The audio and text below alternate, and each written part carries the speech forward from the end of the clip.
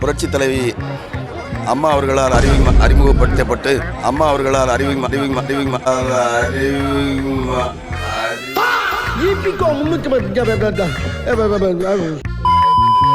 தென்காசி தொகுதி அதிமுக வேட்பாளர் செல்வ மோகன்தாஸ் பாண்டியன் அவர்களே, உங்களை பத்தி மக்களுக்கு தெரிஞ்சதுக்கு அப்புறமும் நான் நல்லவன்னு நீங்க கூவிக்கிட்டு இருக்கிறது சோத்துல முழு பூசணிக்காய மறைக்கிற மாதிரியில இருக்கு.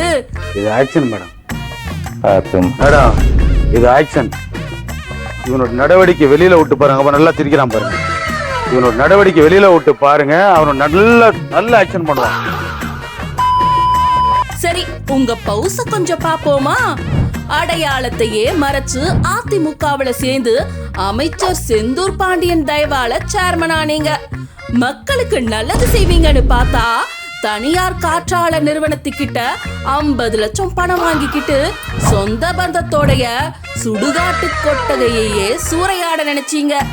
சாதி கலவரத்துக்கு தூண்டில் போட்டு பல பேரோட சாபத்தை வாங்கி கட்டிக்கிட்டீங்க.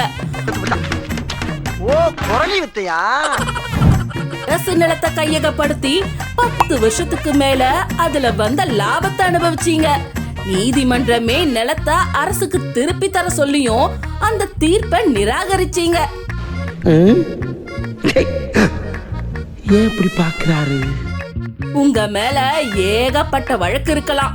ஆனா போக்சோ வழக்கு உள்ள உங்களை மாதிரி ஒருத்தரை மீண்டும் தென்காசி மக்கள் எப்படி ஆதரிப்பாங்க?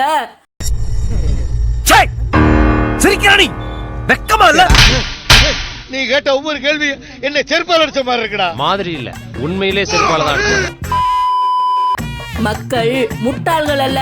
அதே போல 1000 நட்சத்திரம் சேர்ந்தாலும் ஒரு சூரியனுக்கு நிகராகாது. இதையும் கொஞ்சம் நினைவுல வச்சுக்கோங்க.